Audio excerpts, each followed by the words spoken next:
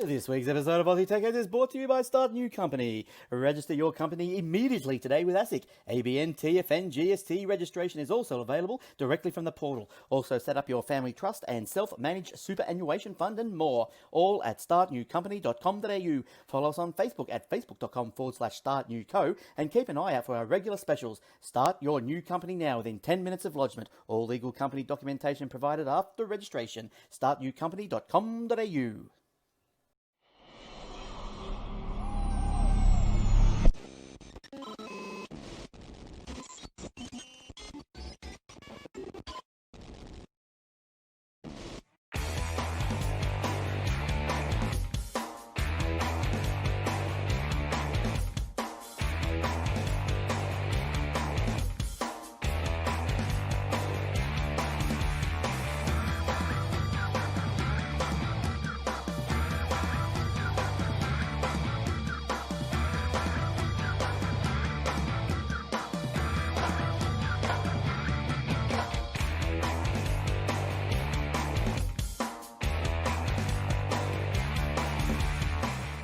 And also brought to you by athwebhosting.com.au.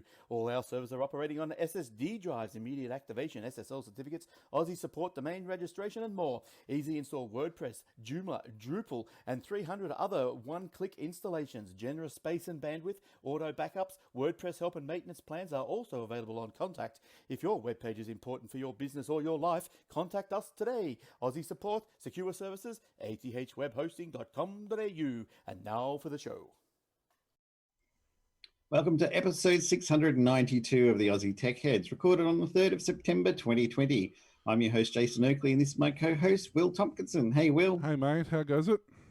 Good. How's things your way? Hot. Hot? Hot. It's currently 20... Is it just the start of spring? It shouldn't be getting hot for a while. Well, it's currently like 28 in my computer room at the moment. Ah. I've got the fan on and everything. But mind you, that's not unusual. We've had that for a while here now, so... Even in winter? Well, yeah, I mean, there were some days in winter there where we had it for, you know... had 30... Hit 31 odd degrees there at some point, so... Yeah, I just got t-shirt on, the fan over there. It's just nuts. Hopefully out of audio range. Yeah, you know, my fan's up there, but I would have... I don't know. It's just bizarre. It really is. The weather's all over. We're supposed to be getting massive storms on Sunday, so we'll see what happens there. Oh, wow. Just hope none of your stuff gets flooded like that other time. Different house. Yep. This house is waterproof. Oh, that's what you should have got the first time, right? Yeah, it probably would have been easier. Did you remember to ask the real estate now, when we get this house, we have stuff that doesn't like water. Is it waterproof or not? It's not one of those questions you sort of think you have to ask generally. You just make the assumption that the house is waterproof. Well, joke's on you then, isn't it? Yeah, exactly. You didn't ask that one. It's my own fault. Right here in the 1-point font at the bottom of the page, house may or may not be waterproof. That's it, exactly. So, but no, it's you know, just yet another bizarre week of Australia. Yeah. Something tells me you got another printer. I do, and this one actually mostly works. Oh. I say mostly because that's mostly operator errors. It's like the Earth is mostly harmless. Yeah, pretty much, yes. So I'm printing. I did one test. Where did I put it? I did a test cube. Yep. And it fell apart because... Yeah, I did one of these little calibrate. They call them a calibration cube because they're... what are they? 25 mil by 25 mil, and they got X, Y, Z printed on them, and you know they're just a good way to calibrate the printer. So I did the first one of those, and there was no layer adhesion. I picked it up off the bed, and it fell apart, and all the layers separated. And then I discovered that that's because that's got a 0.2 nozzle, not a 0.5 like it comes with. So it was just doing strange things with filament and stuff. So I backed that down and did one more, and it printed. And then I went, oh, let's just print something full scale and see what happens. So I did, and it mostly worked. I had the temperatures a little hot, but other than that, it did come with a full. Yes, it comes with a full. No, the full operates the printer. That's right. The full sold it to you. Had a filament guide. Yeah, I printed that out. that suffers from the same layer adhesion issues. I put it on. See, look, you can actually see the layers separating. Oh, yeah. You can I mean, you can't really see it, but you can kind of see the layers actually separating in there between the work. Yep. So yeah, when you printed this, you must have had your settings slightly wrong. Yep. But so that fell apart. And a couple other the upgrades. What about the toolbox? That's cool. Yeah, I like that. That's this bit. And it fits just underneath the gap between the power supply and the screen. It does. This would have to be the best print that you've done too, by the way. Isn't it? Out of all of them, like it. That's the best one. Some of these are fine, but the layer adhesion leaves a little bit to be desired, and they're kind of not. They're not great, but I think that's partly too that filament's not super healthy with life. I might have to dehumidify it, chuck it in the oven for. Yeah. I got a air fryer with dehumidifier setting at like 60 degrees or 50 degrees. Just microwave it for 10 minutes, will be fine. You can do that too. That is the thing people do. What? Yeah. That was a joke. No, it's the thing people do. I don't. I put it in the air fryer and on dehydrate mode for like 6 or 8 hours. That sounds better. But you can if you've got not like you wouldn't do it on a full spool, but say like you've got a test, like in this bag here, there's a test roll. Yep. You could chuck that in the microwave for 30 seconds and it would work. Well, the good upgrade was the filament guide pipe upgrade to the Capricorn. The tube. Capricorn, the blue Capricorn. Yeah, that's it is expensive. It's what? I mean, I say expensive compared to the normal PTFE tube. It's expensive, but it makes a huge difference to the efficiency of the machine. This this blue tube here, it's probably not going to come out, but it's just super. Like even when you're comparing it to normal PTFE, just in your hands you can feel how slick it is. Yeah. And then another thing you can do is you get a bit of foam, just a bit of the normal foam that comes with packing boxes or whatever. You spray some WD-40 onto that. You fold it. This one's a bit thick. You get a thinner piece. Fold it in half around the filament and put a peg around it just before the intake to the where it goes into the extruder. The feed for the extruder. Yep. And it does two things. It wipes the dust off the filament, but it just puts the finest sheen of WD-40 inside that. Ah, all right. And it stops it from binding. So sounds like you're going to be having fun with your new toy. Well, that's what I've got to do on my printer because I've got about close on a meter tube from the way mine feeds. So that's the only way I could stop mine from jamming up. Now, didn't you get this printer to print the thing for the printer? Yeah, that's part of the reason I got it because I've got a printer over there and I've bought 3mm filament for with 2.75mm filament. And nobody makes a conversion kit for that, and I've like 95% converted it to 2.75, but there's one piece that I can't convert and I haven't been able to find. So I'm stuck with a printer I can't use, and I've modified a lot of the original pieces that made it work with the normal filament, so I can't backwards convert it anymore to put normal filament back in it. So I've kind of got to keep going with the process, but I needed another printer now to print the parts to finish the job. So it's just one of those things that kind of it just slowly progressed slightly more than I had anticipated it to. But no, it's fine. I promise. Give it several months, and it should be good. It's a different experience. It's my first Cartesian printer because normally my previous one was a Delta printer, so I'm used to completely different settings, different speeds, different feed rates. Everything's completely different. As I was saying earlier, like that job there, which is a retro game holder console, like a tablet holder stand sort of thing. That was a 14-hour print. Yep. And something similar in that size, like a battery converter. It's like a 1-hour print on my Delta. So, yeah, like the speed difference is insane. And that would be for this. Yep, that's the one. The RG350M retro gaming console that I bought from eBay's. It's about $184, not too bad.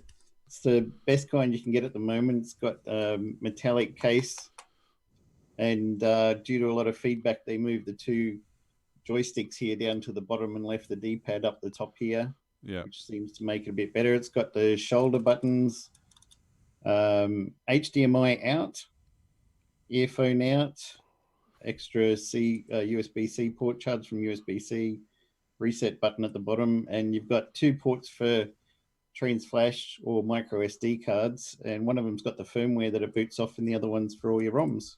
It's got a couple little speakers on the bottom left and right, and it works really well. Comes preloaded with quite a few emulators. Yeah. Yep. Yeah, that's basically. And any some freeware ROMs. Yeah. You can't distribute commercial ones. Yeah. Yeah, I mean, it's basically what it is. It's effectively a handheld emulator. Like you hear a lot of people talking about MAME emulators and things like that. It's effectively a Linux-based emulation system. Open Dingux. D-I-N-G-U-X. It's got built-in emulators for PlayStation, CP System, FBA, Neo Geo Pocket, Game Boy, Game Boy Color, Game Boy Advance, Super Famicom, Mega Drive, Sega Master System, Game Gear, Poke Mini, and Wonderswan Color. But you can always download a whole heap more of different ones and put on there. I've been trying out a lot of original Game Boy games, having a lot of fun. I was wondering how powerful. It probably wouldn't do PlayStation, would it? Or might just. That'd be does PlayStation 1. Yeah. That's can't do N64 or Dreamcast. They're too powerful. But there's another one, 351, that was rumored to be coming out like right now. And they've got video of it playing stuff. But everyone's like, can it do Dreamcast and N64? I really want it to. And there's a lot of back and forth going, yeah, no, maybe. So inside this one, it's got CPU is a 4770 dual 1 gigahertz CPU with 512 mega RAM and 16 gig internal storage. And everyone really loves it. It's got the best results, the best reviews. Doesn't have all the crashing that some others have. The display is 3.5 inch IPS display with a resolution of 640 by 480. Which is better than the one that came out before it, which is just the 350. So they got RG is like retro gamer model. Then the M at the end stands for the metal version, P for plastic. And they've got a lot of other different models. So the 0 at the end, 3.35, RG35035 is the 3.5 inch screen on it.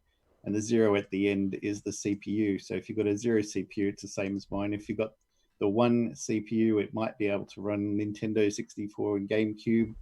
And then there's a 2, which would be in something very high end. I'm not even sure what that would be at this stage.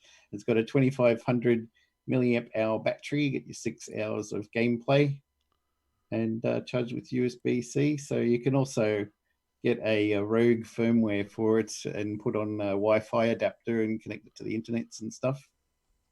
But yeah, it works really well. I played Pac-Man, Tetris, Game & Watch series. The Game & Watch is funny because you know how you had the games like Octopus? Yeah. It was a LCD one. Yeah. Well, it has the LCD graphics, but you can also select modern graphics. So it's got nicely hand-drawn, pixelated, rendered, with shading because of the 4 different levels of gray in there. So it looks like, and it's got more animation frames and different features and better music. So you can play it like on the original device back in the old day where everything moved slowly and looked like it was LCD. But also you can play an upgraded version. It's got Mario and Luigi and Toad and all their friends in it as well. Nice. Played Double Dragon, Prince of Persia. I didn't even know they would have had Prince of Persia on the Game Boy, but it plays all right. Yeah, it makes Castlevania and stuff. Yeah, that makes sense because it was on some of the lower end consoles. So somebody's just done it for the Commodore 64 this year. Oh, okay. Yeah, so that would be interesting to try. Apparently, it's a really good version. But I had it on my Atari 2600. Oh, all right. I had that, and I had like that, and I think I played it on my IBM Compact back in the day. Yeah, and it was also on the Amiga 500. I remember playing on that as well. Yeah, it was actually we played it on that quite a lot actually. Yeah, with good graphics. But yeah, you can put other stuff on here, like if you got Frodo 64. Any of the Linux-based ones will mostly work. So Frodo 64 will let you play Commodore 64 games and Amiga games, fine, all that sort of stuff. So, but the ultimate question that everybody's wanting to know: can you play Doom? Yeah, PR boom. That port works on it fine. And so I'm not surprised. Yeah, the happier version out there somewhere that would. Yep. And the cool part, if Now I'm going to have to get that one and play it, well, if it plays Doom, it'll play Rise of the Triad, it'll play Hexen, it'll play Heretic, it'll play Yeah. all those. I wouldn't mind doing Rise of the Triad again. That was a much good fun back in game, the day. actually. I used to enjoy playing that. I love the launching platforms. Yeah. Shoot you up in the air. It was such a simple game, but it was just a lot of fun. Yeah. Especially if you had a serial cable going up the hallway to your flatmate's room. Yep. Yelling at each other up the hallway, "You bastard, take this!" Yep. And then also with Duke Nukem, where you could press the pre-recorded buttons on your computer, like "You bottom-dwelling, scum-sucking algae eater." It's time to kick ass and chew gum, and I'm all out of gum. Yeah. So yes, that's why Mr. T has printed out that little display platform. Yeah. He sold me his printer, then he goes, "Oh, I got some stuff for you to print."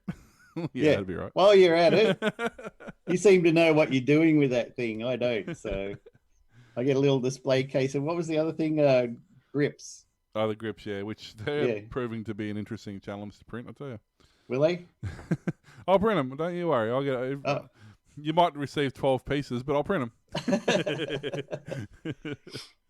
So, as long as it doesn't have the adhesion problems like I had, and that's why it's 12 different pieces. No, I'm not having any. That's one thing I'm not having is adhesion problems. It's perfect. It's nice and warm up there. It's adhesion. I think. See, I'm just using the straight glass bed. Yeah. I just wash it down with soap and water, and that's it. I haven't done anything to it. I was just spraying cheap hairspray. Yes, I know.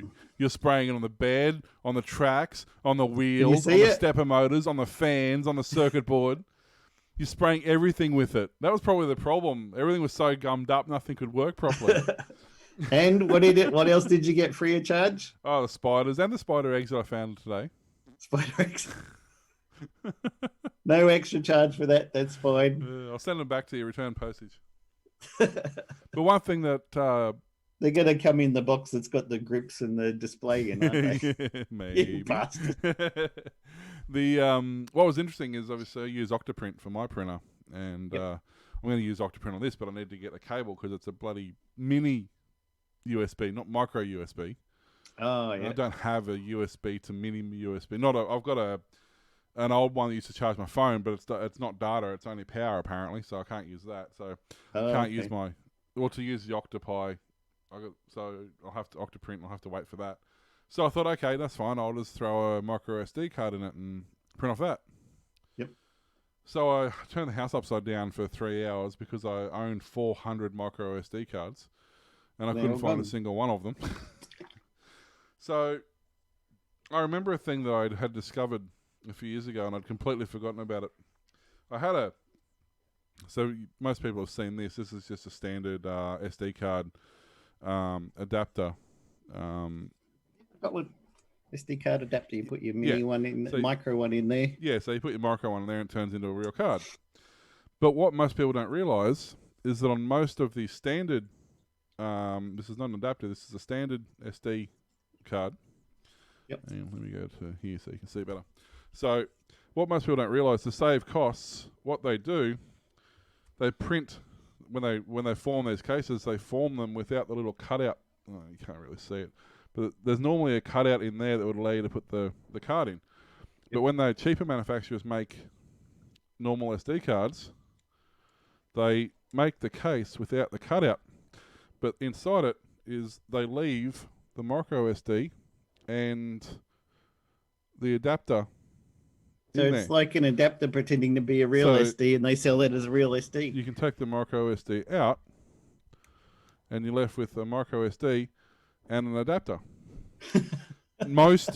Except for the really... This is like the battery thing, isn't it? All over again. I'll have to talk about that now, because no one knows what you're talking about. But, so, except for the real high-end cards, like I've got some really high-end SanDisk like mode, whatever they are, Ultra mode 4s or whatever. Like the really fast ones aren't like that because they use an actual faster card. But all the cheaper ones, because there's so many micro SDs being produced, it's literally cheaper for them just to use this adapter than it is for them to produce an SD card. So, yeah. So, 90% of the SD cards I have, actually basically everything I've got in front of me here has a micro SD inside it. So if you're hunting around for a micro SD one day, just pull apart. You can pull them apart non-destructively, so that you just carefully open the case up, just pop apart. So even worst case scenario, if it has a full size circuit board in it, then you can just clip the case back together and no harm, no foul. But yeah, most of the time they'll have a micro SD built into them. That is nuts. So yeah, so I thought that was pretty cool. But and a lot of the time, if you have one in your camera or something like that, and it goes faulty, 9 times out of 10, it's because it's got that adapter in there, and the adapters come loose or the card's moved. So don't throw the card out. Just open it up and reseat that, or take that out and put it into a micro SD reader, and you'll usually fix the problem. Get all your data back. So yeah. Or you can take it down the road and pay somebody $400 to do the same thing. Yeah. And that's literally what they're going to do. Data recovery services. Yep. So, yeah. Tom over there in the corner who's bored and just looking at Facebook all day. Yeah, can you just pry that apart, chuck it in there, read the data off, charge them $400? Yeah, 5-minute job done. Yep, Thanks. exactly. So, yeah. So just be aware of that's more often than not a thing, which is pretty cool. So it's also a good way to secure your data if you wanted to, because if you're aware of it, you could pop the case open, take the card out, flip it upside down, put it back in, and have a faulty card, but it's got a lot of data on it. If you ever needed it, you could just flip the chip back over again. So that's where you put all your government secrets that you're going to sell on the internet. That's it, exactly. So how was the battery thing, since we've confused everybody? Well, all right, so quickly. So if you've ever... In the pre-show, if you had to subscribe and give us money for this Patreon thing, you can watch the pre-show. Actually, I should do that. I should just keep it as a Patreon thing and put it up on the Patreon. I might do that. Actually, that's what I'm going to do. I'm going to record it after the show, and it'll go up on Patreon. So you people who haven't watched the show, you're not going to get to know it. You have to subscribe to Patreon. Do you have the Zoom auto recording now? No. Still, even after that expensive lesson, you still don't have... No. Lordy. Well, that's the only time I've used the Zoom auto record, and it's the only time my computer's exploded. So, well, what I was meaning was I know what you mean. Pre-show tonight. You could. Oh no, it's on. I'll just go and grab it before I delete it off YouTube. I'll go and grab it quickly. Yeah. No, but basically what it is, it's if you've ever had those Dolphin batteries, the square ones, you open those up, and there's usually 4 D cells in there with a whole heap of cardboard to pack them in. You're not saying this, so I'll open it up and get acid and burn my fingers off and look like that guy on the opera thing. No. The proper ones, I think it's Eveready do the actual Dolphin batteries. Right. It's the same principle, except they are slightly longer than a D cell, but it's still the same principle. And 9-volt batteries come in 2 different configurations. Most of them, when you take the steel wrapper off the outside, have got 6 quadruple A batteries inside it. Quad what? Yep. So surely there's only down to triple A, triple A, then quadruple A is the next size down. So they're smaller, and they're about the same length actually. The length doesn't change really between a triple and a quadruple, but they get skinnier.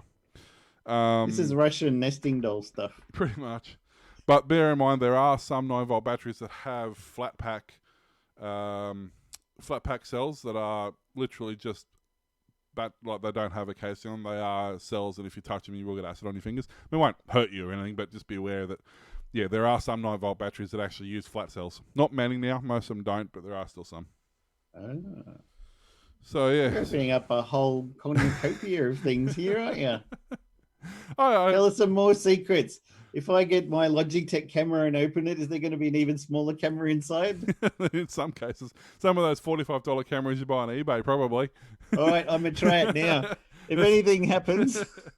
There's probably, they probably just stuck a webcam Will's inside. going to manage to do the rest of the show all by himself. Oh, dear. So I remember when I did that one time. It was a 12-minute show. Boy, did the emails come in. Next time, I just don't do nothing. Well, I remember when the SSD drives first come out. Before SSD became its own thing, and they were kind of just trying to split off from, was it M drive, M2? Was it M2? The small, I think M2's the really thin ones. yeah, that they used to put in like netbooks and stuff before Yeah. SSDs were a thing. Well, a lot of the early SSDs have just got an M2 drive inside them. They didn't have. It's just got a big case to Yeah. make you think that you got a nice big hard drive. They had an adapter. They had a SATA to M2 adapter, and then just a big lump of plastic case to make you feel important. So, or a lot of the compact flash. Back in the day, was the same thing. They used to do compact flash adapters, PCM, CIA, PCI, or ISA cards went to PC, and then they have a compact flash card. I'm went not into trying that. to open an SD card while we're live here to see what's inside. Yeah. Honestly, I'm not. it's easy enough to do. You should be able to get your fingernails in there, or a knife, or because my bench is full of that sort of stuff, so it's easy for me to do. Do you know why it's not going to work? Because it's an adapter. Because it's an adapter that's got a. Hey, I got an 8 gig. Oh, I wonder if that's the one out of the printer. I can find this.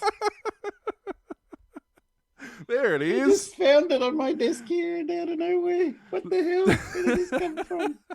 The funny thing is, though, if you open that adapter, it would look exactly like the inside of that one I just showed you. Oh, yeah. So. Oh, no, it says it's got my Commodore 64 games on there. Oh, That's okay. all right then.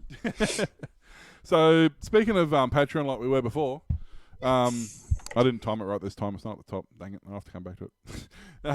So don't forget, you can go to forget about that. patreon.com/AussieTechHeads and you can help us out there, and we can afford to buy micro SD cards, so we haven't got to pull our normal SD cards apart. And get Glenn that upgraded micro B. Yeah, that's it.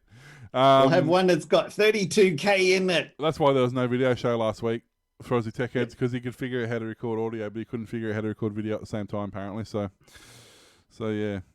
So just quickly mention our Patreons. We have Chris, David Bird, Danielle and Amanda D, Bouncing Yellow Skull, and C Deneview. I think I can never say that properly, but I think that's who it is.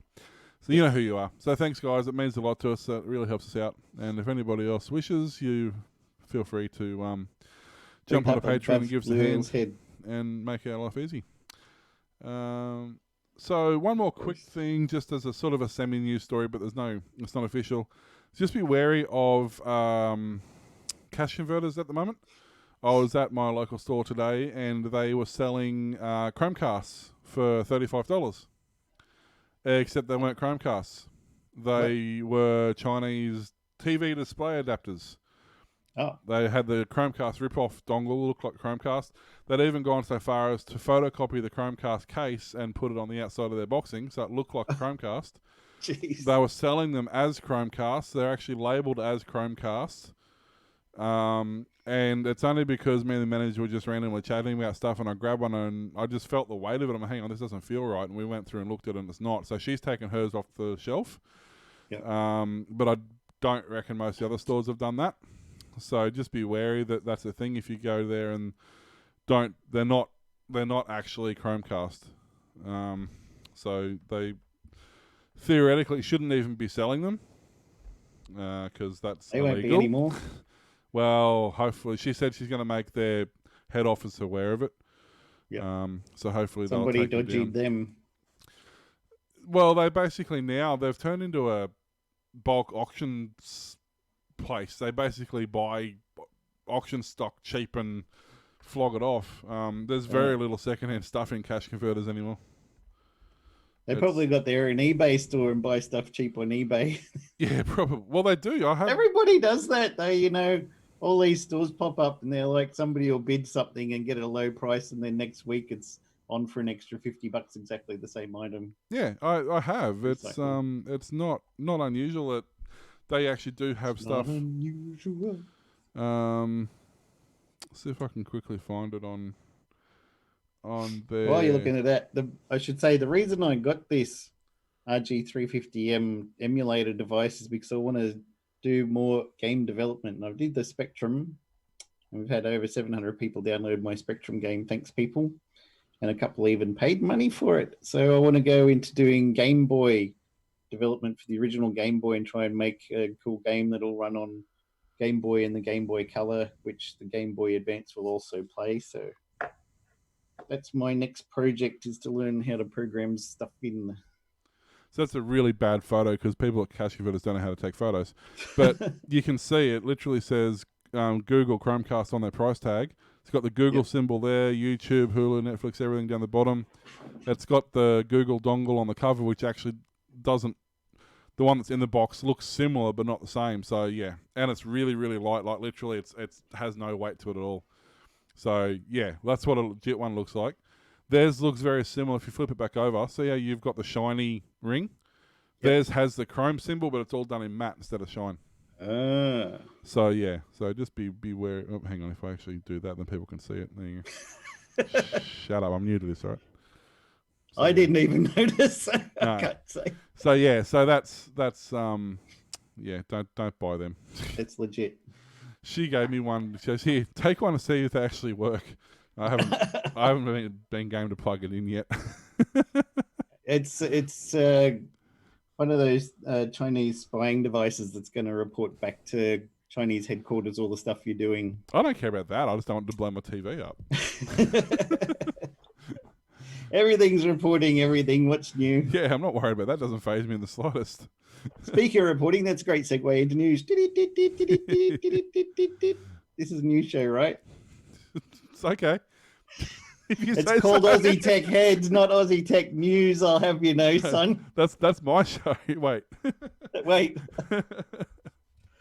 Oakland's non-profit Museum of Art and Digital Entertainment housed 40,000 historical pieces of video game memorabilia, including 11,000 playable games.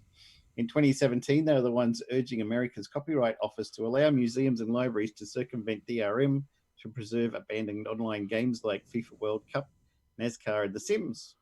Museum sponsors include GitHub, Google, PlayStation, and PlayStation. Would that be Sony? I was going to say it'd be Sony, wouldn't it? This little black device you can play games on is a sponsor. Yeah. And Dolby Digital. But now the MADE is set to close its doors with uncertainty ahead about whether it'll even be able to reopen. Founder and director Alex Handy said in an interview that the group managing the museum couldn't reach an agreement on rent for the place during the COVID-19 crisis. 80% of its budget comes from admissions, its website says, and since it's been closed since March due to the pandemic, it's now forced to shut down and move its collections to storage. Storage will be paid for thanks to donations, still open on their page, and will also go towards eventually finding a new space for the museum. The current plan is to stay in storage for 2 years while we raise the funds and make plans to create our own dream video game museum. The website reads, "When we're ready, we'll be back and better than ever. Mark our words." So if you've got a few bucks, throw them towards the Museum of Art Digital Entertainment and help them out. It's always annoying how it's usually something stupid like that that causes the problem. Yeah. You know, it's never the fact that, you know, there's lack of interest in general. You know, it's when something goes wrong, it goes really wrong. Yeah. You know, and it's so annoying because there's a guy I was watching on YouTube, Lewis Rossman. He does iPhone, iPad repairs, stuff like that, Mac repairs.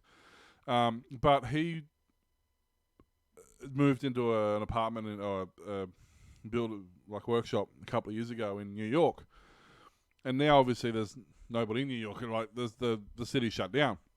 Yeah. And he went back to one of the places he looked at back when he was looking for somewhere. So it's been empty since he's been looking for the last couple of years. Yeah.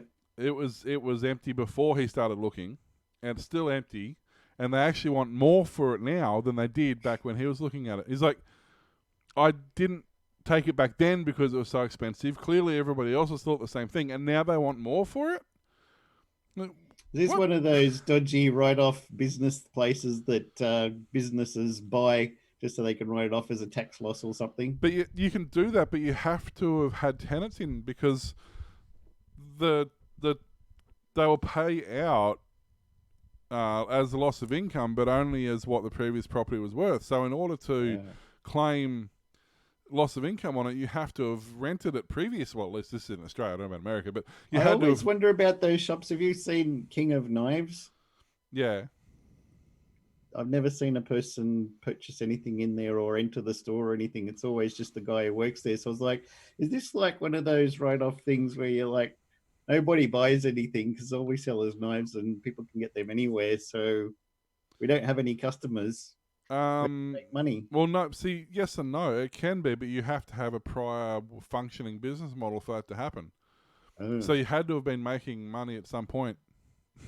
Is this just a terrible idea for a franchise then? Yeah, I don't know, but I don't know. it's one of those things. It's like, but it's the same thing in Ipswich here where we are. It's dead at the best of times. Like businesses are constantly moving out because they want too much for places it is, and now, yeah, some of the places they seem to want more for it. And you just look at it and you're like, you do realise that nobody's got any money at the moment, right? 100% of nothing is still nothing, but 50% of something is something. Yeah, exactly. You know, drop the rent, halve the rent, see if you get somebody in there, and surely you've got to come off better off than you are currently at the moment. Yeah. I don't know. It doesn't. I don't understand. So anyway, but speaking of things. Actually, I'll do this one first because it's a quick story. Windows 10 update, the last one that's just come out, causes blue screen of death for ThinkPad laptops. Oh, that can't be good. For some bizarre reason. It's Lenovo's. It's the ThinkPads, made in 2019 and 2020. It's causing blue screen deaths and breaks Windows Hello biometric login. It's the update KEB 566782, which is the last one that just went live. Basically, it causes blue screen death on Lenovo Vantage laptops. Or if it doesn't do it on boot, it'll do it when running a Windows Defender scan. Other symptoms include broken authentication for Windows Hello, as well as errors in Device Manager that relate to both Intel Management Engine, CPU subsystem, and device infrared camera. There's a workaround currently, which is to disable the enhanced Windows biometric security in BIOS, in the virtualization menu. But yeah, so basically the error will still occur if the app attempts to use the Intel Management Engine. So hopefully they'll bring an update for that, because it's a lot of laptops that it's broken, especially given that it's the latest model that's out, and there's a lot of them being bought because there's a lot of people who've just bought laptops. So yeah, it's probably either don't install it or roll back to the previous one. Before something bad happens. Pretty much, yeah. Apparently it's also breaking a lot of other laptops that have, or laptops, computers in general, that have Hyper-V. Which I know it's something to do with their virtualization. I'm not super up on what Hyper-V is. But yeah, apparently it's that if your system's got that, it's susceptible to breaking. So yet another cause for not updating Windows. Because it's never caused us any problems. No. Well, since you're on that track, I might segue into something similar that I'd already prepared. Windows 10 May 2020 update, otherwise known as version 2004, was released in May with at least 10 known issues. Microsoft later expanded the list of problems and acknowledged this feature update is also plagued with a bug that breaks Drive Optimize tool. After upgrading to Windows 10 version 2004, users observed that optimized drives, also known as the defragmentation tool, is not correctly recording the last time a drive has been optimized. As a result, when you open the tool, you'll see that your SSD drive says it needs optimizing, even though you manually optimized the drives already or automatic maintenance was run this morning. Since the last optimization times are forgotten, Windows 10 built-in maintenance tool started defragging an SSD drive much more often when you start Windows. That's what you want. With Windows 10 build 19042.487 or 20H2 for insiders, Microsoft has finally resolved all the problem with the optimized drives. So Mr. T can probably explain why it's a bad idea for your SSD drives to get constantly defragged. The short answer is they have a limited write and read cycle. Well, limited write cycles.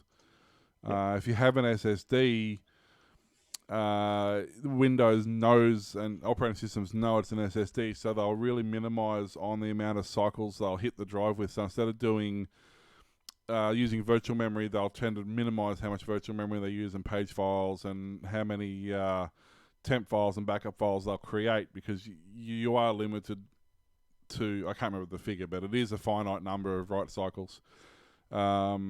So therefore, theoretically, and also, well, and there's another thing that goes with this as well. Other than having a limited number of write cycles, which defrag to move one file could do several thousand read-write cycles to move one file in a defrag, if it's only moving a chunk at a time. The other issue with that also is an SSD doesn't require a defrag because it doesn't have a mechanical seek feature. So the way defragmentation works on a standard spinning disk is actually, here's a good example. I've got Here's one I prepared earlier. I've got a clock sitting here, but the principle's the same. So you have basically the head, the disk spins, and then the head tries to find a specific part of data on that disk.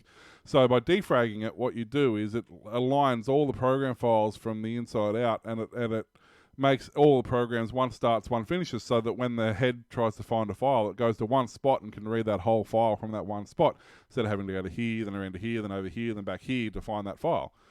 And what happens is if you install a game that's 1 gig and then you delete it, after installing some other stuff, that space is now there.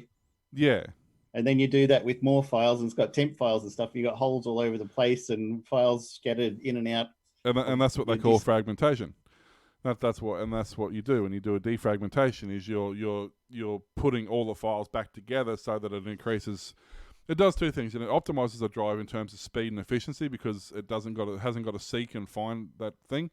It also can find what they call bad sectors, or incorrectly written sectors where you might have a half deleted file, for example. It can go through and sort that out. On a SSD, being a digital drive, it's not. It's seeing all that data at the same time. It's not seeing it as one particular section of file. It just sees the whole lot and it goes, I want this bit. I want this bit. Yeah. It doesn't care where the data is on that drive. It doesn't take any longer to go to the far end. No rehead moving in and out and back and forward. Yeah, it's not a physical movement. It's a digital movement. So it doesn't take any longer to send the data across the full length of the drive as it does to get it from one end of the drive. So there's the two reasons defrag's bad, but primarily because it's a really quick way to eat up your write cycles, and instead of an SSD lasting, in the old days we used to say a spinning disk should last you 5 years, and then after 5 years your reliability drops off. You should change your spinning disk to a new disk. With SSDs, I know they're warranted for 3-4 years. The average person isn't going to have a problem once again for 5 years. They're designed to last that 5-year cycle. Then the chance of degradation increases. Therefore, you should swap it out after 5 years. But if you have a rogue defrag program that's defragging your drive every day, you could kill that disk in a couple of months. Yep. It really will be that quick. So one of the ways that the SSD get around that kind of problem is they write the data, but when you delete it, they don't start writing in those deleted spots. They keep going until they've run out of hard drive, and everywhere that's marked delete, then they go back to the oldest stuff and then start writing on the oldest spaces that are now vacant and marked as deleted. Yeah. And then when you delete other stuff, that'll be marked as old, and it just goes through that way. You've got less wear and tear throughout the whole drive. It also does mean something to be aware of, though, that it means an SSD is, and this goes for, that applies to any digital meter, whether it's SSD, whether it's memory cards, whether it's thumb drives, the limitations are the same. Whether it's even the built-on memory on devices, exactly the same thing. They all have limited write cycles. The downside to what Warlock was just saying about the way that they delete files, they don't actually delete the file. So file recovery, the upside of that is if it's on a camera, for example, file recovery is really easy. If you have a corrupted file, chances are you can recover it. On a hard drive, it does bring into privacy concerns. If you sell that computer and you've just done a quick delete on your drive, if you haven't washed the drive correctly, you can very, very easily recover everything that's been deleted on that drive, especially if you've never filled the drive up. If you've got a terabyte SSD and you've only ever used a couple of 100 gig, nothing you've ever deleted is actually gone. Everything you've deleted is still on that drive. It's just marked as gone. don't show them when they boot up Windows. Yeah, so you can run a file recovery program and it will recover everything you've ever deleted in the history of that system. So that's just something to be aware of. If you are selling a system, make sure you get somebody who knows how to either do a proper erase on a drive, or for the sake of, what are they now, $35 for like a 250 gig SSD. Chuck it in the microwave. No, don't do that. Please. Not if you value your microwave anyway. But you go and buy another SSD, put it in, reinstall Windows, and sell it with a fresh drive, because it's, it's just the easiest way of doing it. You can get DoD level drive washers, which Mr. T was talking about, that'll go through. If you want to do it thoroughly, it'll go through and wipe the whole drive with zeros, then it'll go through and write them all with ones, then it'll write through with 7 random times. numbers all the way through, then back with ones, and then back with zeros. Because even if you just wipe it over once or format once, they can still recover the residual magnetic. The data between the data. Yeah. But is that still a thing on an SSD? I know that works Probably on not a on spinning SSD. disk. It would be on the others though. On a spinning disk, that's still a thing, yeah. We That's used why. to have to mandatorily do it at businesses we worked at. If they were throwing out a hard drive or they didn't want it anymore, it was just, you needed to have it washed completely. Yeah, seven passes. And don't forget, quick format. Don't do shit. It just tells the MBR that data's not there and you can write on it again. Unless you're around somebody's house that you don't like, you do format /MBR, then walk away, and the computer works perfectly fine until they go turn it on next time. But yeah, that I remember Extra Gold used to have a wash command. Oh, all right. Yeah, you could wash a drive with Extra Gold. Damn, that was good software. Ah, it really was. Anyway, Use it for like your boot system. It comes up with a menu, put all your programs on there, just like which one That's you want. how I used to make my boot menus. Copy Everyone's like, and... oh, you've got a really cool boot menu. You can boot into Windows 95. You can boot into 3.1. You can boot into your games menu. My games was optimized for games. Obviously had EMM and stuff loaded and HighMem.sys and all this. And I was like, how do you make it look so cool? I'm like, I ain't telling you that it's all done. Like Extra Gold has this default template for it. Yeah. I love spent a lot of time setting up Extra Gold and stuff, showing my cousins how to do it. Well, the neat part about it was you could set it up, get it exactly the way you want it, throw it on a floppy drive, leave that out in the cupboard, and then when you got a new hard drive or a new computer, you just do exactly the same thing again. Yeah. Good old Norton Ghost utility. Yeah. Used to upgrade from 250 meg drives to 500 meg drives. You just throw the Ghost on there and you're good to go. Yep, yep.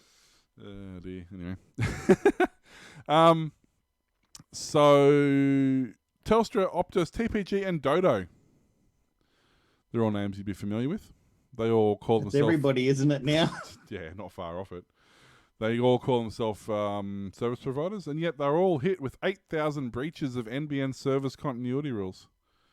Whoa. So basically the ACMA, the Australian Communications and Media Authority, announced on Tuesday it found over 8,000 breaches of the telecommunications service provider NBN. Wow, really? Telecommunications service provider NBN service migration determination in 2018 and telecommunications NBN continuity of service industry standard 2018. I'm done. That's it. I'm going. What even is acronym? So basically, the 4 telcos have been hit with enforceable undertakings. They now need to report to the ACMA each quarter. Basically, when a customer fails to connect to the NBN, the rules force telcos to provide an interim service to customers after 3 days. Its connection is still not activated after 20 days. Telco needs to create a remedial plan, and should 40 days pass without a working NBN connection, the technical audit must take place. So, for over 4,000 breaches was Telstra, and Belong had 3,200 breaches related to not producing a remedial plan, and 1,000 to not conducting audits.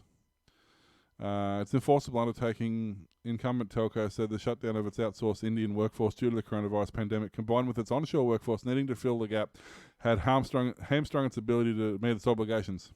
A load of crap. That sounds like a you problem, dude. Yeah. So you didn't plan ahead. Yeah, that's right. If you didn't send everything offshore, I don't see Aussie Broadband having this problem. Yeah. In actual fact, Aussie Broadband, when we signed up at work with them, there was a screw up by the NBN that went back to when they installed it, and they had the wrong shed numbers allocated through the wrong boxes. So they physically couldn't get the NBN to connect to our shed because the connection for that box wasn't to our shed. And after 2 days, they went, here, have a 4G unlimited data dongle on us until you can figure out what's going on. Nice. So that's the kind of customer service you pay for. And then they forgot to cancel that for about the next 12 months until they went, hey, you still using that dongle? I went, Can we have our thing back? So I'm not really using it. It's sort of sitting there as a backup if we ever need it. They're like, oh, okay. It's still sitting in the router as a backup in case the NBN Thanks goes for down. letting us know. We'll just mark customer as keeping for backup. Pretty much, yeah. It's still active. It's still sitting there. They didn't send a SWAT team around kicking down the door like some other ISPs might. No. The telco next was Optus with 2,000, consisting of 500 breaches of failing to supply an interim device, 500 for failing to advise customers about the interim service, and 700 for failing to create an interim plan. 1,300 was recorded by TPG, 628 were failing to supply interim service, 630 were failing to advise customers about interim plan. Dodo recorded 584, mostly made up of failing to supply an interim service.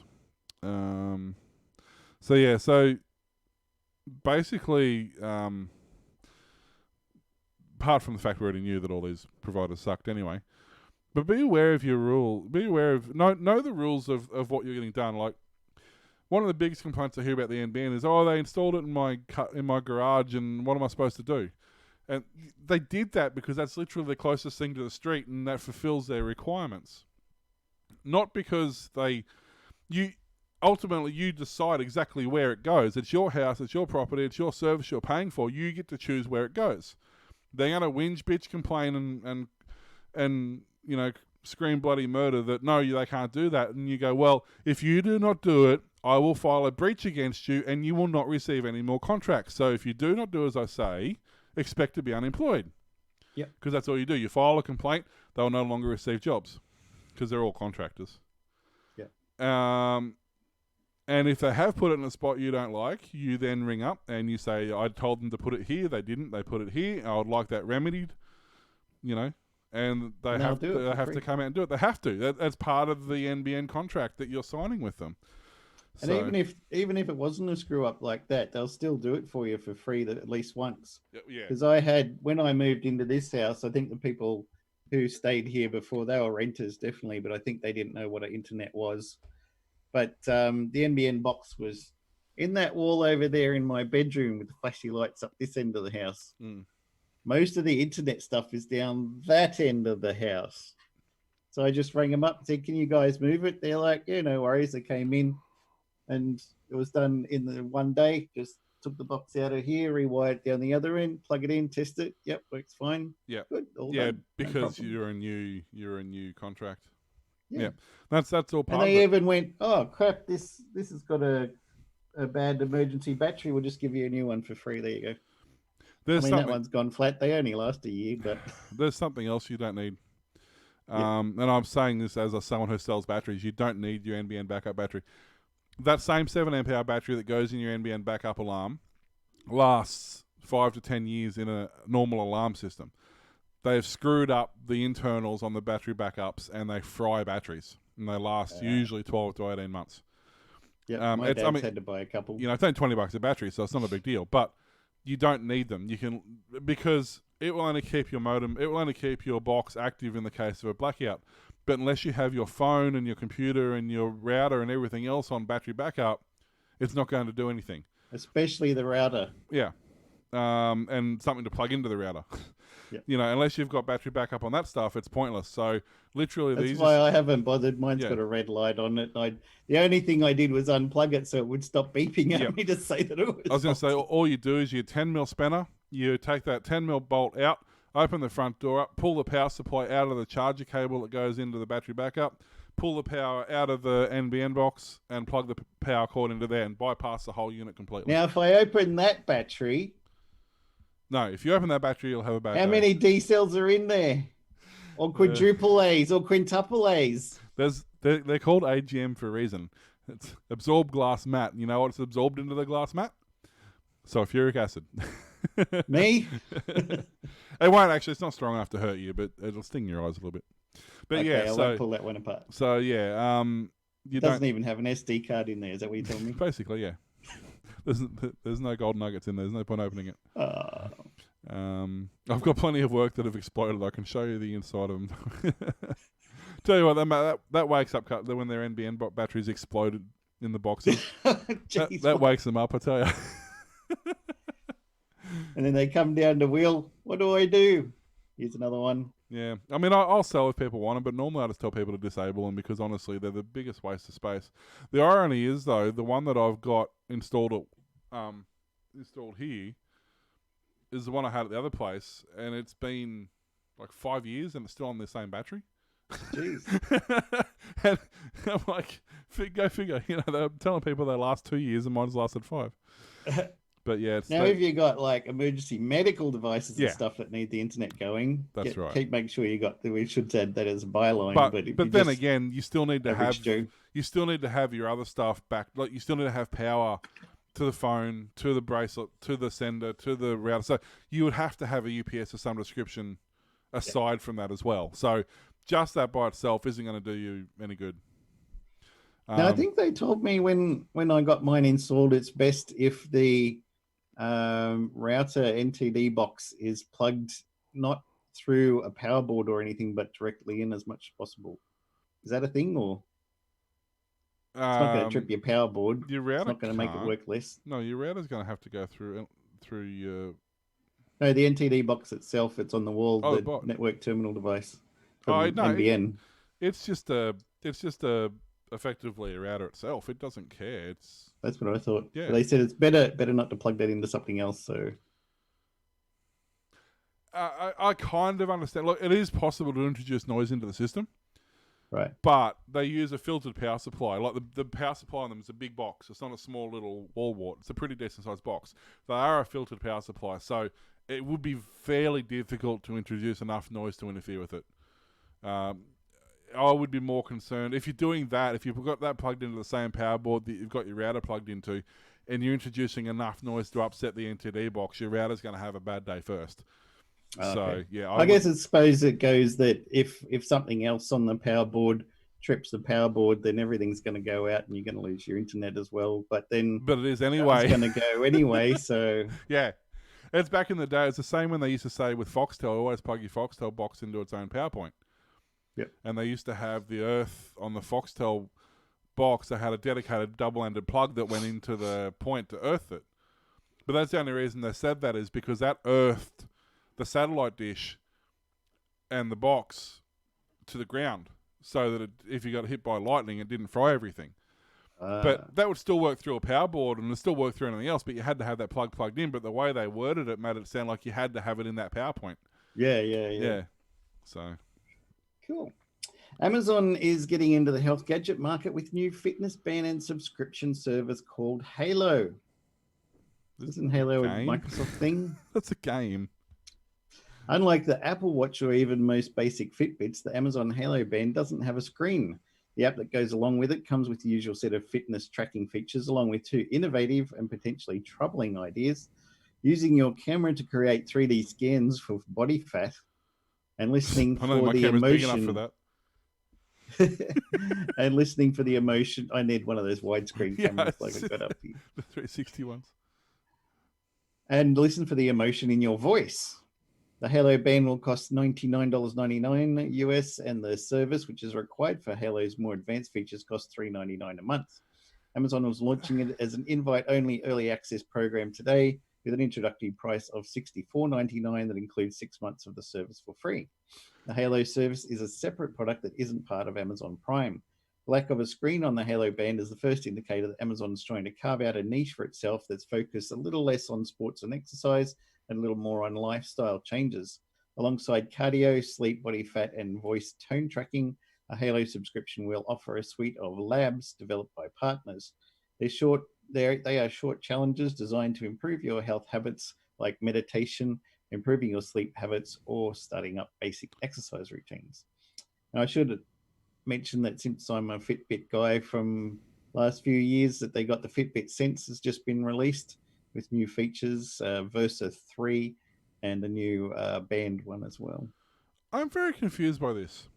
So Yep. you're releasing a watch that forces you to look at your phone because it doesn't tell you anything. Yeah. So you've got to wear a watch that'll give you your strides, your steps, your distance, everything like that. And then you have to look at that data on your phone as opposed to your phone recording all that data where you'd have to look at it on your phone. Yep. I mean, if you got the Fitbit app, it can use the accelerators and GPS and stuff in your phone and record your stuff without any bands. That's exactly what I'm saying. It literally does exactly the same thing your phone does. But it's on your arm. It's on your arm. See? It's got none of these. None of this display with the weather and stuff. You can't use it as a watch even. So it's not technically a watch. It's an armband. Yeah. That you tells you nothing, does nothing than what your phone... Probably the only thing it does your phone can't do is your pulse. Your phone can do everything else. And then to look at what you've just done, you have to get your phone out anyway and then wait and then... But does the phone monitor the mood of your voice constantly?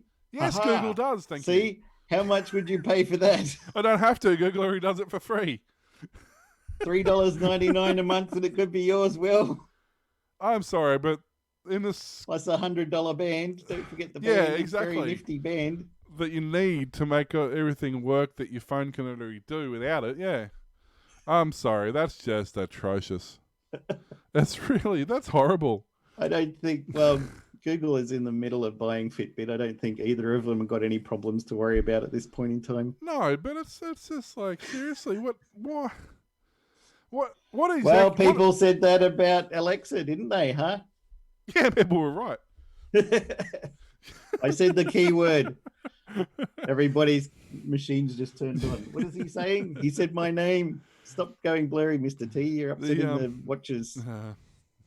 Speaking of, that's the thing. Like, what happened? Some executive sat there and went, I know what I need. I need a device that does everything that my Fitbit currently does. I just don't want to see any of it. It does the same thing, only worse. I have nothing for that. And you can pay a monthly fee for that privilege. Yeah, of course. It's Amazon. I'd be decimated if I couldn't pay a monthly fee for something. and then they go, no, it's not a part of Amazon Prime or nothing. This is an extra charge on top of that even. Yeah, because you're not paying us enough money already. So have this thing that's useless and pay for it. Wow. Do you think they just want more money? I don't even think they even... I reckon they did it as an April Fool's joke last year and went, I wonder if we can slide this through and if anybody would actually notice. Yeah. Let's just do it and see what happens. I don't know. Dear, oh dear. Quickly on the... I'll say, while we're still on the subject, Fitbit Sense, because they're looking to get bought, they'll probably get bought by Google now, is a Google Assistant as well as Alexa in there. By default, it only had the Alexa, and it's got EDA sensor plus high and low heart rate notifications and an on-skin temperature sensor. It was pretty nice, but I think I'm going to spend $500 for that one when I've got this Versa 2, which suits me fine. Yeah, I mean, that's it. Like, they all effectively do the same thing. Realistically, some do some things slightly better or worse, or they're a bit more customizable or whatever. Yeah. And then Amazon just goes, mine's going to do absolutely nothing new, and we're going to take features away, and we're going to charge for the privilege. A monthly fee. I just find that hilarious. I'm in the wrong game, I tell you. Yeah. Striker's got a Google Nest Mini, not Alexa. Oh, he's happy then. Yeah, I got Google. So we shouldn't say, hey, Google, play Aussie Tech Heads podcast. Tell you what, you do, yeah, that's it. So sorry. Hey, Google, subscribe to patreon.com/Aussie Tech Heads for $20 a month. I tell you what, you can do, My Google just went off, said I don't understand. You can do Got blurry again. what I like. One thing I'd actually completely inadvertently discovered with Google the other day. I did play nightlights, and it actually does this full on nightlight thing for like 10 minutes. Does a routine. Does a like to go to bed, like plays bed music, sleep music, and plays Alicia Keys. I like the nightlife. I want a boogie on the disco. Cool. Yeah. I'm only just starting now, like realizing more and more things that Google can do. It's actually I just randomly say stuff. There's so many millions, you just can't think of what they all might be. No. So speaking of internet, quickly, actually, all my stories are all internet related. Anyway, a mob called CenturyLink. They're a world's largest network provider. They're a level 3 tier 1 IP content delivery provider for, big business basically. They botched a response to a DDoS attack, and they kind of shut themselves down for a few hours. Oh, jeez. So the others so basically they were undergoing a DDoS attack, and their response didn't go the way they expected, and they took down mass amounts of websites, including the Xbox Live site. And it was a 4-hour outage. And just because of the sheer size of them, it meant it caused something like 3.5% drop in global traffic. Holy crap. As a content, you don't want to upset the gamers. No, but I mean, that's how many hundreds of trillions of teraflops per second of data are being passed around the internet. Disappeared. 3.5% drop in. That's an absolute uncomprehendable amount of data disappeared for 4 hours. Yeah. Like your brain can't process that sort of immense. It doesn't sound 3.5% doesn't sound like much, but that's like basically taking most of probably the USA out of the equation for traffic. Yep. That's that sort of chunk of data went missing for 4 hours. And basically they're saying that the network was not honoring root withdrawal. So basically, when it didn't. So they normally have multiple ways to access the next link in the chain effectively. So if they can't get through that router because that router's being DDoSed or that router's restarting, they can go around this way. But basically what they did was when they tried to negate the DDoS, something went wrong and that no longer allowed their network traffic to flow via alternate clear paths. It basically turned the routers off instead of switching the way that they were traveling, and missing the ones that were being DDoSed and the ones that were being attacked and under load. Instead of just bypassing them and going to clear ones, it just went, no, we're just not going to do anything now. So Cloudflare, who's obviously a massive backup, I guess you'd call them the real-time backup site, I suppose you'd say. They use them for their traffic as well. And basically they're saying that one plausible scenario is that they issued a flowspec command to try and block an attack, and then the flowspec rule was basically done incorrect, and the largest number of backup routes made it difficult for them to log into their own interfaces. So they kind of, by trying to do the right thing, caused things that go even worse. Yeah, it's hard. It's very hard to explain simply because it's a very complex issue. But the short answer is, they basically, if you think of phone exchanges, like you might have, say you've got, say for example you've got Sunshine Coast, Brisbane, Gold Coast. That would be your main line. Let's say the Brisbane exchange goes down. Well, they'll reroute through Ipswich or through Toowoomba, or they'll just keep going across until they find one that works. And basically that didn't happen. They went, hey, this one's busy. That's it. Ain't nowhere else for you to go. It's not like, this one's busy, try the next one. So this one's busy. You're not happy. So the DDoS was effective. The DDoS was, well, no, the irony, yeah. I guess the DDoS was effective, yeah. It shut down their server. But the funny thing was that DDoS had almost a non-noticeable impact itself. Like the actual DDoS almost did nothing at all. Their response to the DDoS is what brought them down. So this was the.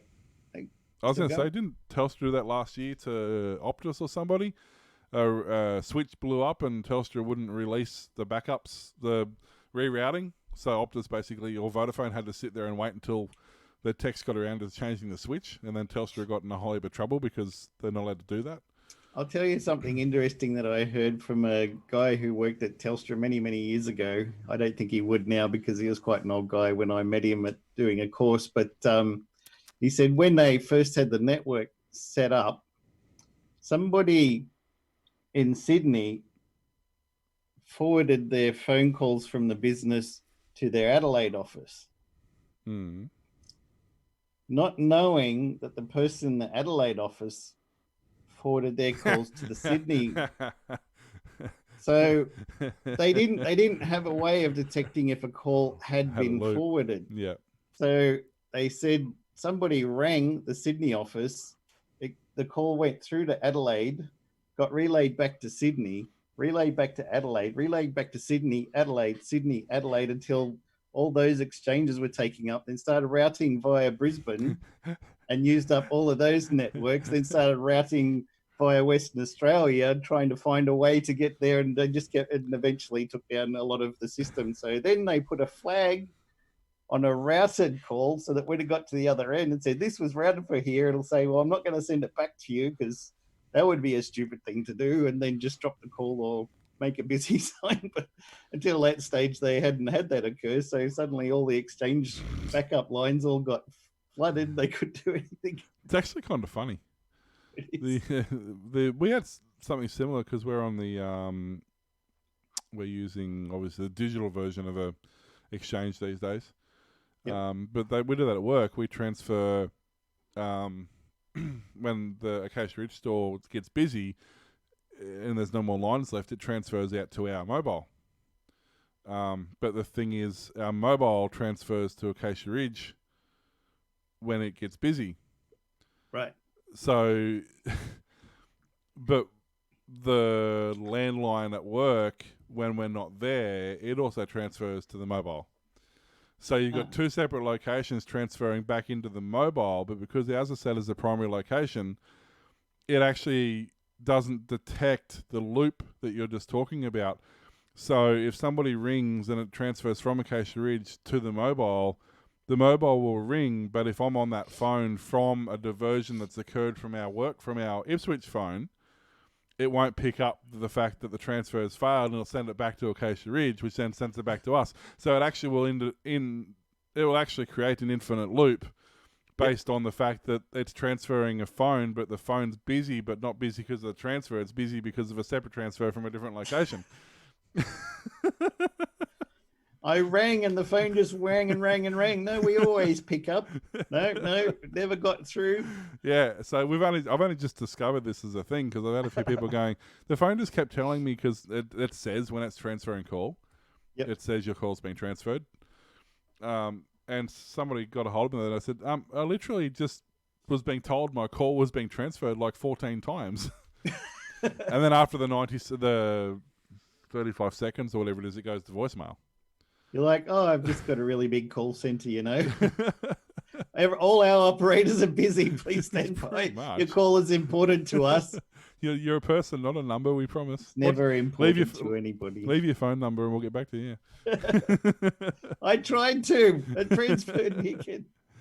For over 6 years, one Wikipedia user, Amaryllis Gardner, has written well over 23,000 articles on the Scots Wikipedia and done well over 200,000 edits.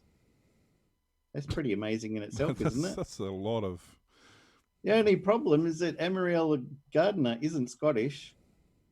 They don't speak Scottish, and none of the articles are written in Scottish. Since 2013, this user, a self-professed Christian INTP furry living somewhere in North Carolina has simply written articles that are written in English, riddled with misspellings that mimic a spoken Scottish accent. Many of the articles were written while they were a teenager. Amaryllis Gardner is an admin of the Scots Wikipedia, and Wikipedians now have no idea what to do because their influence over the country's page has been so vast that the only option seemed to be delete the Scots language version entirely or revert the entire thing back to 2012. This ridiculous situation was discovered by a Redditor in Scotland who happened to check the edit history of one article. By the Redditor's account, Amaryllis was responsible for over 1/3 of Scott's Wikipedia in 2018, but they stopped updating their milestones that year. So Wow. For 5 years, nobody knew that the Scottish version of Wikipedia was just all crap somebody had made up. He did it for the lulz. I mean, I know people tend to go to Wikipedia and not pay much attention, but that's taking it to a whole new level. Like, Right? That's insane. Doesn't that tell you that there's absolutely no need for the Scots version? Yeah, Because pretty nobody much. noticed in 5 years' time that it was all just BS. Yeah. So obviously they're all going to the English version or some other language version and not Scots, because otherwise people will go, well, hang on, what the hell's going on here? Then who do you contact? Web host at wikipedia.org. Dear web host. If it was a Star Trek, or Star Wars, Klingon, a Wookiee, you know what I mean? Like if it was something... They would know that second. Yeah, that's right. Some bastard changed one letter in the Wikipedia article about Wookiees on Endor. Yeah. Why does a Wookiee live on Endor anyway? Yeah. Chewbacca's a Wookiee. He's not one of the other little guys. This is what I mean. Like if it was... But... You know, Scottish are just like, oh, that's right. Yeah, I can read it fine. That's actually how it is. That's how we speak over here, anyway. That's not how you make porridge. Yeah, that's an interesting dilemma. But they're right though. What do you do? Because if they've written 70% of the data. Yep. I mean, do you take 70% away and be left with the 30% that's possibly still not right anyway? Yep. Maybe there was stuff that he fixed up correctly that nobody knows. Well, this is the other thing. I mean, not that he knew Scots anyway. No. But this is the thing. Okay, maybe not 100% of it's right, but maybe half of what was posted was right. Yeah. Wow. Okay. So something just quickly... I'm not going to go too much into this because I could do an entire show just on this, but I just want to make people aware of this stupid media bargaining code that the government, although the government's not getting involved, has decided that needs to happen now. So basically, what the short version is basically saying if you post a link to a media outlet story, so anything that newspaper journalists or TV or any news at all, whether it be Facebook, whether it be Google, whether it be Twitter, whatever, if you post a link that's come from a media outlet in Australia, that organisation, so if you post a link on a Facebook page, Facebook then has to pay that media outlet money for linking to them, to their story. All right. So now, if you put that in the context of Google already pays the media outlets, the media outlets pay to have ads placed on their website, which are most likely Google ads because that's what they do. And then Google pays them every time there's a click, or there's a view, or there's things like that. Google actually already pays media outlets higher rates than a lot of other companies to start with. But in return, the media outlets get the traffic and the search results in the rankings in Google to find the story searchable in the first place. So what's going to happen? Well, okay. What the government thinks is going to happen is that they're going to get a lot of money because every time somebody links to a news article or a story, they think that they're going to be paid for it. in reality, what's actually going to happen is that Twitter and Facebook and all those sort of places are going to ban links from being shared from media sites, from Australian media sites. All foreign media links will still be valid, therefore they'll be the ones that get seen. And search engines will simply remove the crawling on those websites for the links to never appear. Therefore, their stories will never get viewed because nobody goes to a media website to search for a story. Right. It also presents a massive problem for somebody like 9MSN, who is a search engine and a media outlet. Because now it means that they now have to pay themselves to have ads to pay for the news stories that they've linked themselves to. And other news media. And the other one's on top of that. So Google's basically said, look, you can go to the Google... if you go to Google anything, even YouTube, and they're like, Yep. oh my God, the Australian government's doing the thing. Yep, and Facebook has just released one as well, saying that it'll stop news posts. Google said it'll stop news posts. So basically what's going to happen is that once this passes, because it's just stupid enough that it probably will, there will be no searching for Australian news stories. Yep. And what I don't understand is who... Okay, so put yourself in the shoes of, one of two people who own all the news corps in this news media in this country. There's a handful of independents, but not including those. Basically, the 99% of the media is owned by one of two people.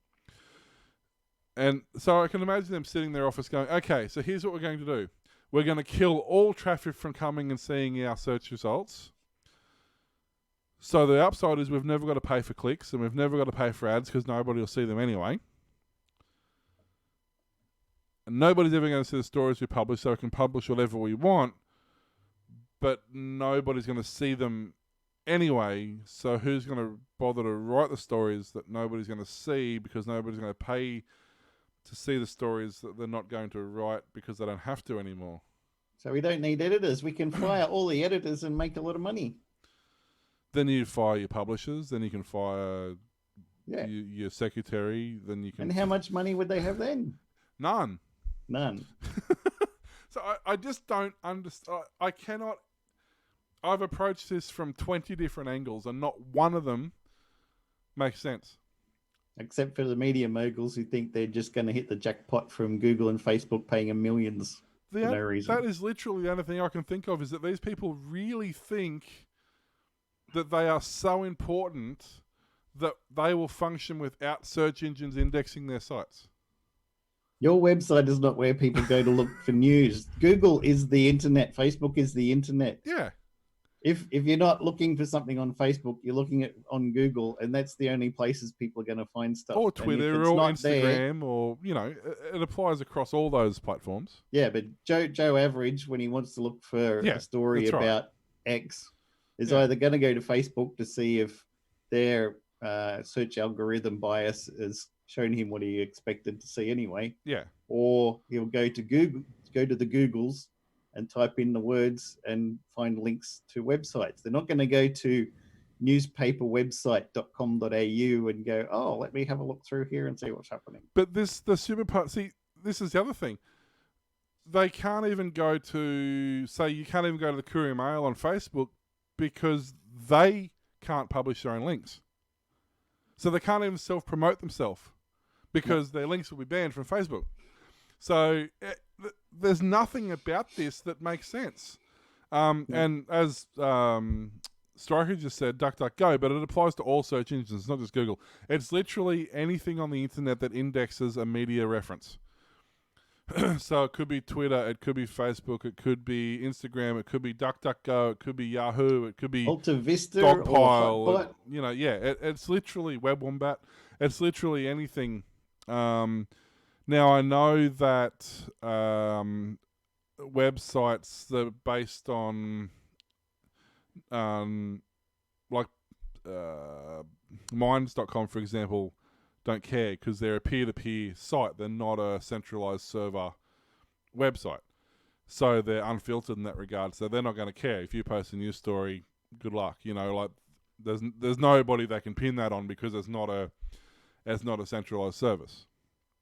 So the only way you're going to have around this effectively is you're basically going to have to pay for its subscription to a newspaper, which I think is what their end goal is. I think Murdoch, for example, he wants your subscription to the Sunday Times so that you can look at the 3 stories a year that you want to look at.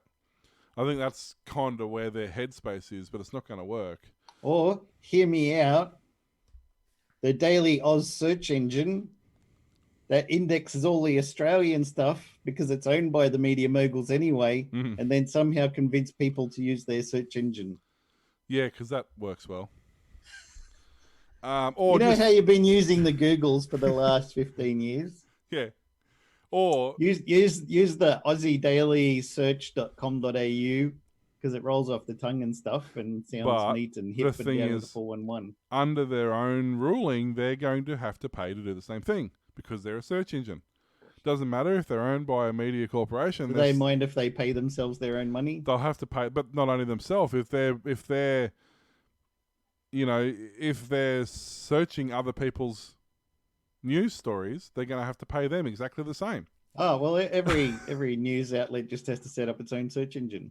Yeah, because that's going to be successful. Or you could just go and look at the news on other papers and other parts of the world that don't charge. Which is what everybody does when there's a news paywall and you're like, oh, you've been to this website twice in the last 4 years. You better pay us $50 a month to be able to access the news. And just go, how about no? How does that work for you? How about I never come back to this site ever again and go to one of the other 5,000 other news sites that are all just copying the same news anyway? Yeah, have it for free. Well, I mean, you look at a lot of stuff on Facebook now, and a lot of it's from like the UK Times and whatever. Like so much of the stories that are currently being shared don't come from Australian papers anyway. So, no. But I don't know. I actually heard on the internet that Australia's not even a real place, and the people who say they are paid actors. I had this argument with a flat earther. He goes, Australia's not even real. He said, it's full of paid actors. I said, yeah, well, where's my bloody money then? Why am I broke if I'm supposed to be a paid actor? That's right. All actors start off broke anyway. Well, yeah, I mean, maybe I am on the right path then. You'll be a Hollywood star next year, man. We'll be looking for Big Willie. That's a different star. That's not a Hollywood star. No, but you'll be famous. Any more news for you? Is that the sort of fame you want? I mean, you got to ask yourself these questions, really. No, we're an hour and a half in. I think we're good. Thanks for listening to the Aussie Tech Heads Show, broadcast weekly. We can be found at facebook.com/Aussie Tech Heads, twitter.com/Aussie Tech Heads, and youtube.com/Aussie Tech Heads. Now also at patreon.com/Aussie Tech Heads. Sign up for $4 a month, $10 a month, or from several other tiers if you want to give us lots of money. See the site for details. Email us glenn.warlock@aussietechheads.com.au. You can hear Aussie Tech Heads on aussietechradio.com 24/7, back-to-back play of some of the best tech-related shows from around Australia and New Zealand. New shows added each Friday. See you next time. Bye.